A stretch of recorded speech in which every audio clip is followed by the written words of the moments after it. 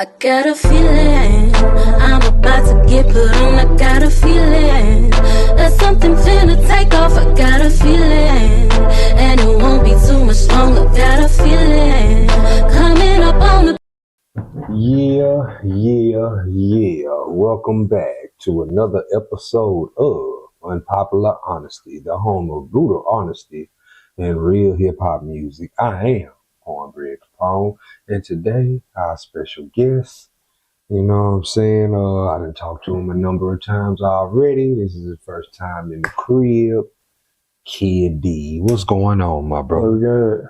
Man, what's going on with you, man? Shit colder, man. It's been a minute, huh? Yeah, man, it's been a while, man. It's been a lot going on in the world. Facts.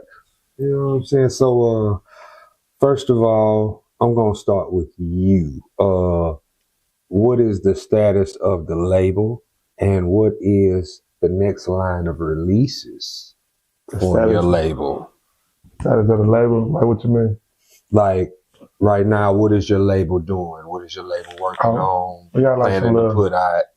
We got some stuff going on. Right now, we're trying to get Kidway 3 added on with Kidway 2 right now.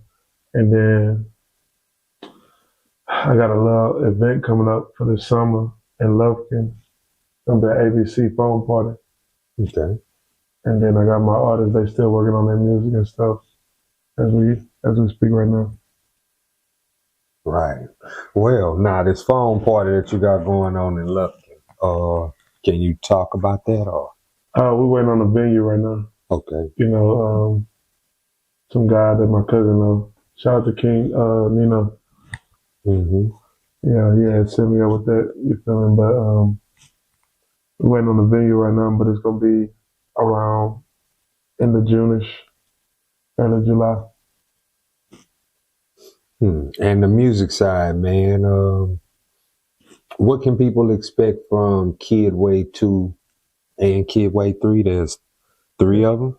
Yeah, it's the first one we did it. The second one is like, it's a whole bunch of stuff. You feel me? Like, it's like old and new, like I've been telling. It's like the old me and the new me mixed together. And then Kidway is just straight raw and uncut and the gutter shit, like, you feel me? So, and on some industry like to show my mainstream side. Okay. Well, that's good. Outside of your music, there's been a lot going on musically. Mm-hmm. And we're going to start with the city first before we go anywhere else. I mean, you know, you got to ask because people want to know. You know what I'm saying? You know, what do you think about the you know, the status of the music and that's going on within the city? It's a bunch of different artists, bunch of people, you know what I'm saying, doing their thing. I don't know, you know what I'm saying? I mean, I'm just looking and watching and paying attention kind of like everybody else. That's what I'm doing. But how do you feel about it? I ain't gonna lie. Man, this shout out to everybody that's consistent. You feel me? That's all I want to say. But to the people that's like on some other shit, fuck them. I'm gonna keep on saying it, fuck them. You feel me? Shout out to the haters that's doing music too. You gotta definitely shout them out. And shout out to the people that's really concerned about other people's music. You feel me? Yeah. It's Beaumont is a funny place musically. It's an untapped market. It's an untapped market? Yeah. I say it's just a reflection of the mainstream. Because the mainstream, you know, a lot of people are looking at the mainstream industry as if it's weird. Yeah, they do got a lot of weird people in Beaumont. You know what I'm saying? And I wake up every day and be like, damn, is this person really from Beaumont? Like, I be seeing a lot of weird I ain't gonna lie, I'm sorry, bro. I be seeing a lot of weird people out there, bro. Hey, man, I say the same thing myself, you know, that and people wonder why I stay in the house so much. Yeah, it's like, I don't, you know. Well, you're pretty much like, it's cool to stay in the house because you can tap everything that you want to tap on the internet. Right. You know what I'm saying? But it's with me, it's like I see this weirdness that's out there, that's been out there for a while, and I say, I don't want to stand too close. because I don't want nobody to be under the impression that I fall under this banner. Yeah, I don't. Or get penalized with them. Because the image is more than anything, you feel me? And you got to withhold that motherfucker. You know what? You know what? Some real shit. The other day, I'm talking with my nigga T-Mac. Shout out T-Mac.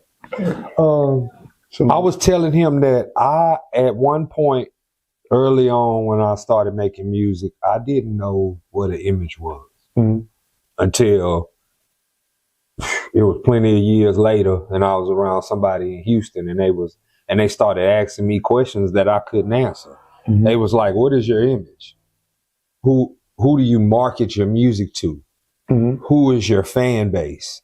All these questions. He wasn't trying to be disrespectful. He was just giving me some game. Logic questions. You know what I'm saying? Like, cause it's more to music than just going in there recording and putting it out. Facts. You have to strategize. You have to promote. You have to do your videos. You have to do press interviews such as this one. Man, you got to do so much that goes into it. It's preparation. I had no idea about the image. By the time I realized what an image was, I was happy that I didn't attach what I was doing to an image. Because now I could put whatever image I want on it, because the music wasn't made to fit a image. It's supposed to sell. Yeah, it's just sell imagination.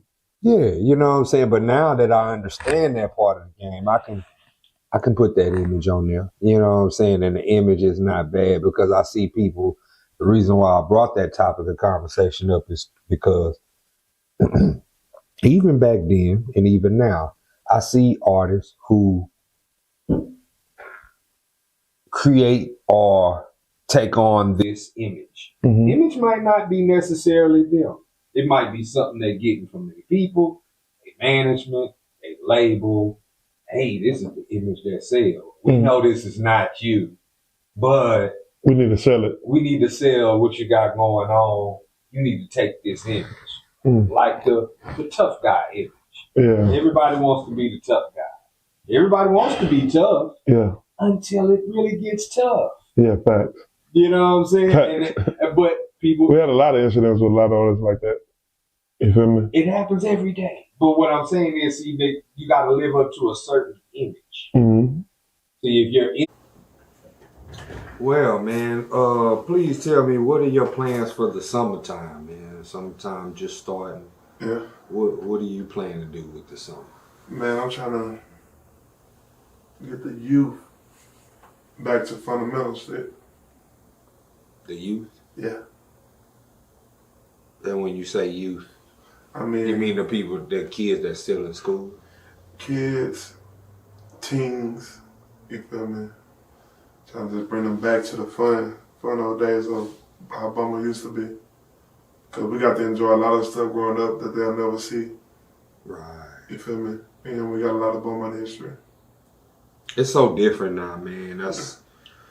I always considered this to be a retirement town. It's not really for the young and the people who are young at heart, or the people who just living like that. Yeah, you know, moving around. This is a retirement town.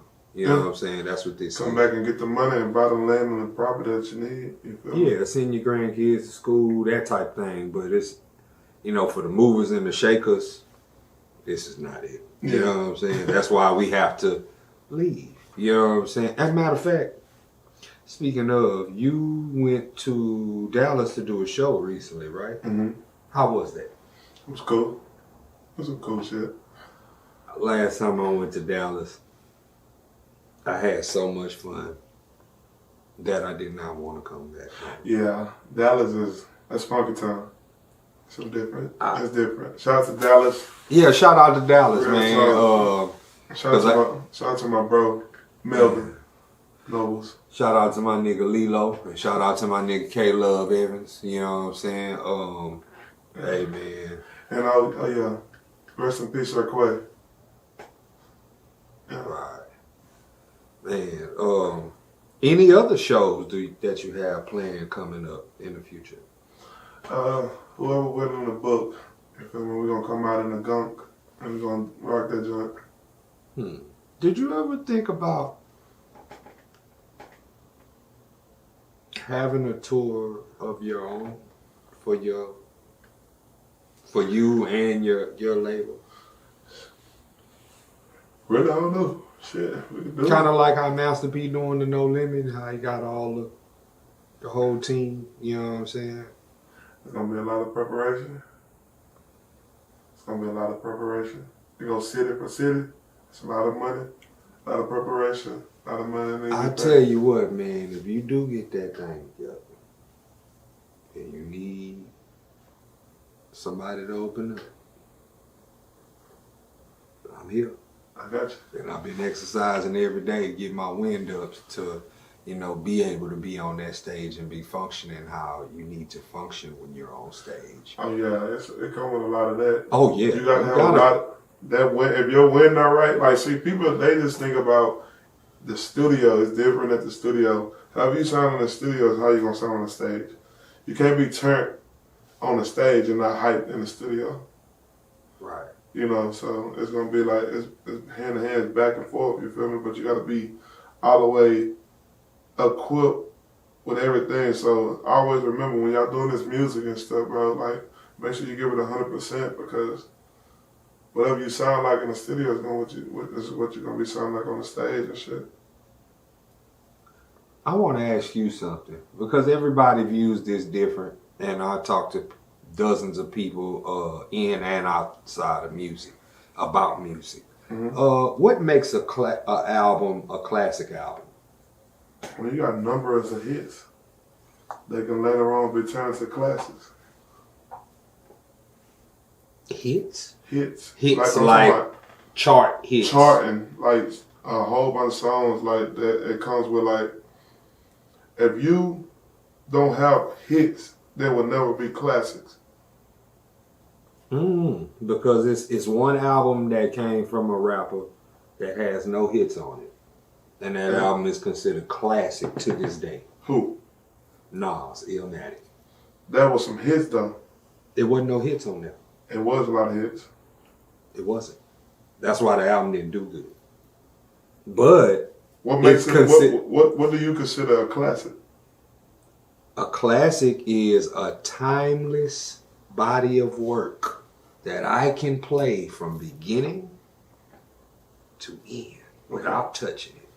It has no bearing. The hits. That's a hit. The hit factor. If it charted on Billboard, if it sold 1 million records, none of that has nothing to do with making it a classic album. To me. Mm-hmm. You know what I'm saying? It's the quality of the music, what's being said, how it's being said, and how it blends with the production.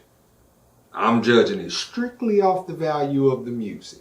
Nothing else. It's quality, right? You know what I'm saying? So we're speaking on quality. You can't make trash quality.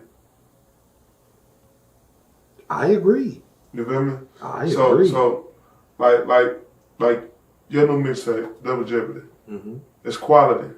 It's not trash. You can't put it in the trash bracket because it got hits.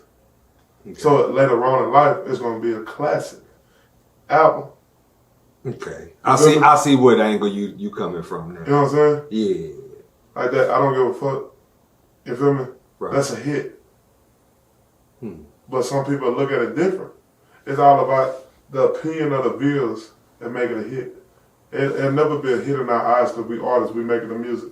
We hear the music. We just listen to it. Yeah, well, I can't call what's the hit. You can't, people, everybody else, like you called, you said don't give a fuck was a hit. It's a hit. Tomorrow I could see somebody and they gonna say, juiced up or I got a feeling is a hit. But it's I can't call it. But motherfuckers that don't know music, they'll be like, oh, that's just an album. I could just play it. That don't know music. Right. You feel me? So back when I said like you named the album that Nas dropped, right? He had hits on there.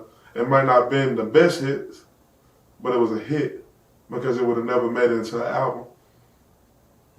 I think he just came in at an intricate time in the game. That's just how I feel, but that I felt like that album should have sold more than it did. But I understand now that I look back, especially if you look at his second album, you see, oh, I see why his first album didn't sell like the second one. Because the second one, he had Steve Stout get in his ear and say, hey, we need something for radio. We need something that's going to bang the radio loose. And they said, okay, well, here go. If I Will Rule the World. That one song helped that second album sell 2 million. Yeah, but some people don't know how to be versatile as an artist. Some people be stuck in their own settings when it comes to music and not ready to venture out to the new millennium. You feel me? You got to make your type of music, but also make your type of music like a creative point for the new wave. I understand that because I'm starting to do that now. Like there's certain stuff that I probably wouldn't have rapped to 5 years ago.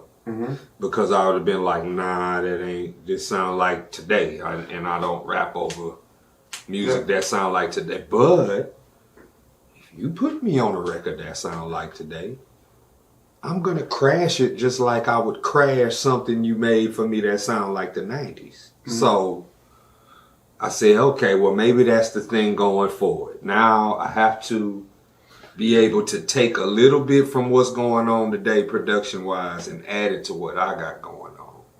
It's all about adjusting your settings. That's what it is. Because you just got to adjust the settings to what's going on. You feel me? It's not always going into it, but if you're not willing to adapt to what's going on, you'll never sell. You know what I'm saying? But the thing is, most artists, they're not willing to abide by the laws and physics of the industry. You know what I'm saying? And that's why a lot of motherfuckers don't get picked or get picked over. You know, so if you're not willing to be versatile and adapt to what's going on, then you'll never sell. You know what I'm saying? You gotta bend, extend but never bend. Extend your hand but never bend your hand fully. You know what I'm saying? And I want to ask you something because right now, you know, outside of this conversation and what we got going on, it's a lot of people who are looking at the industry right now and they looking at it like, why the fuck would I want to be a part of this weird ass shit that's going on? It's all about, look, you know what I'm saying? You dance with who you want to dance with, you feel me? Yeah. You let them people take your hand and swoop you wherever you want to, where you don't want to be at. That's people that want to be controlled, you feel me? And then you got certain motherfuckers that get in the industry and abide by the laws of the physics and don't have to swing that way and still make money for their family. You know what I'm saying? So it depends on, it's two different type of people. So people that want to be told something and the people got a mind of their own to want to tell people something. Right. You know, so which one of y'all? You know, so nigga, teach his own, you feel me? I mean, that's the realest way I could put it because... You know, teach his own, bro, because I'm a grown man, you feel me? You grown, right? Yeah. I'm not gonna let somebody tell me I can't do something when all my life I was striving to do something. Right. You feel me? And make something happen. Well, that's the game for you young artists out there because you must realize that before you sign any paper with any label, you own what you do 100%. Yeah. You are in control of it. Now, once you sign your name on their paperwork, you now own less than 10% of it. And guess who's giving you orders? Guess who's telling you what you can and cannot do? Put it together and maybe you'll figure this thing out. You know, like shit, I love waking up every day buying stuff for myself, you feel me? Yeah. You know, so like I buy my own grills, my own jewelry, you feel me? Yeah, I was gonna ask you about the grill, man, because you didn't took it back to the icy bright smile. You know what I'm saying? And you know, I'm looking at that. I'm saying, damn. Yeah. You know what I'm saying? Shout out King Manny. Yeah, man. I mean, mean, shit, that was something you've been wanting to do, or you just, did it? When you get older and stuff, you gotta, like I said, you gotta adapt to the laws of physics of the music industry, you feel me? So, Yeah. hey, all my life, shit, I've been waiting for a meal, you feel me? But I done spun a meal, you feel me?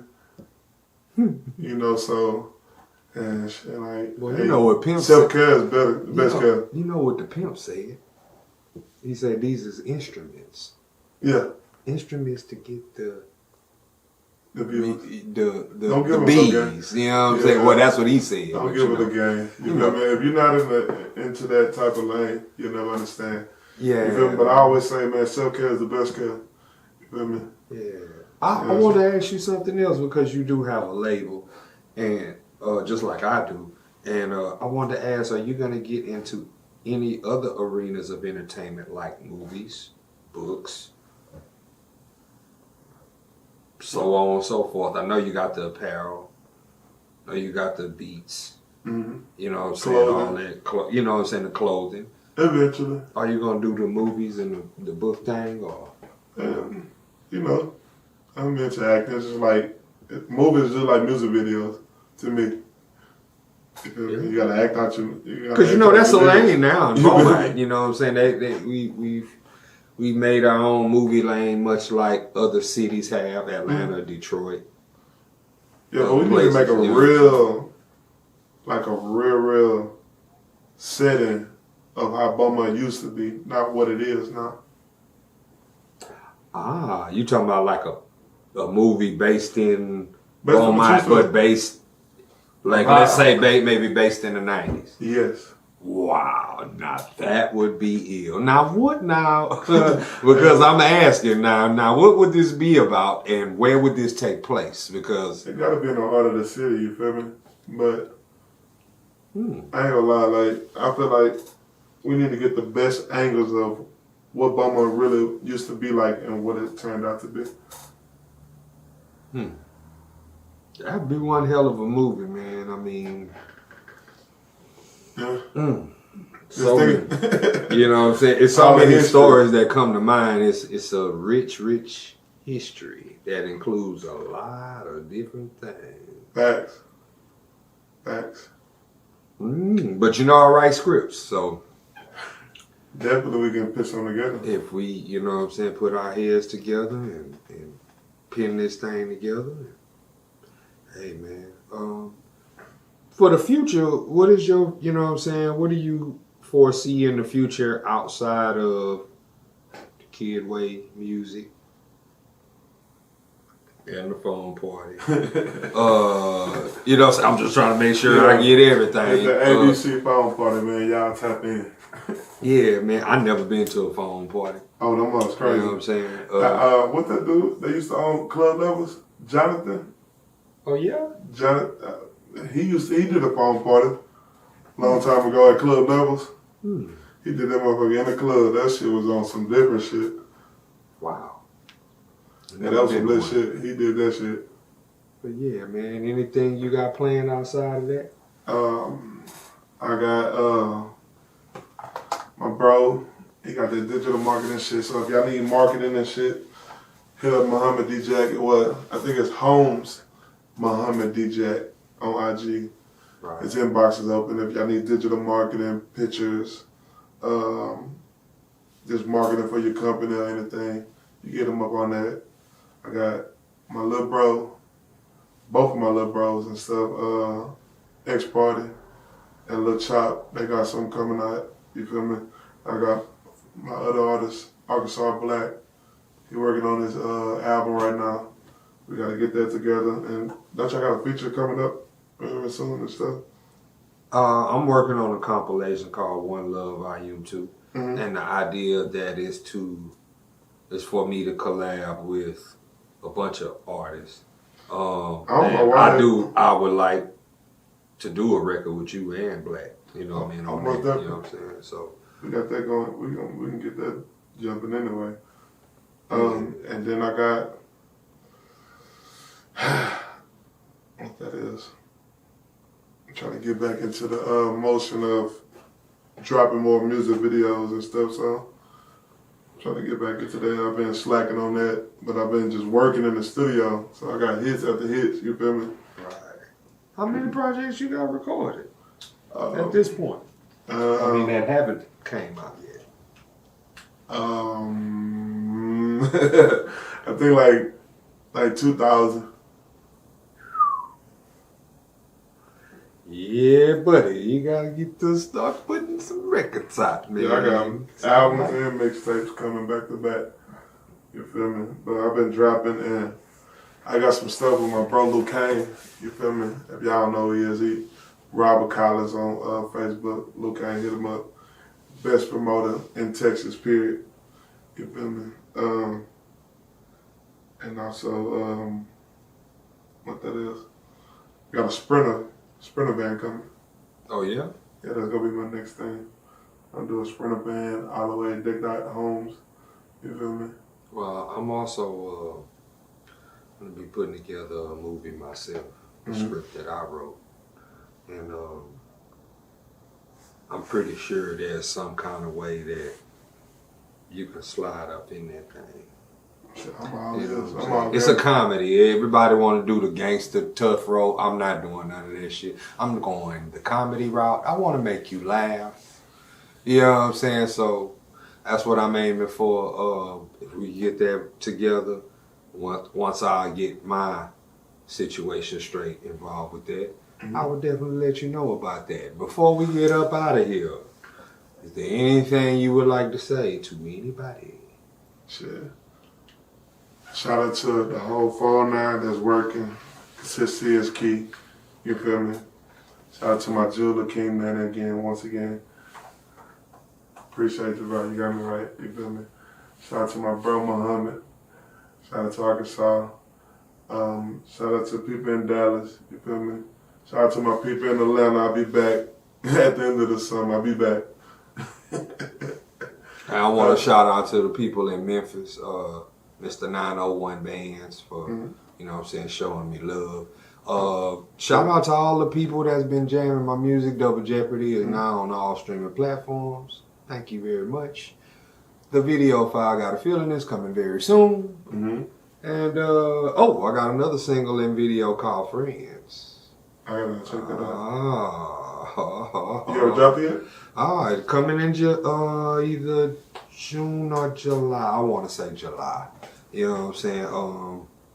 It's going to be very, very interesting. So all I can say is stay tuned, and of course, collaborations. Don't worry about it, but you. And as always, imparting my people, we got to get up out of here. You know what I'm saying? We see y'all next time. You know how I do. You know what I'm saying? I'm gonna say peace and love, because that's what the world needs. You know what I'm saying? Peace and love, man. This is Unpopular Honesty.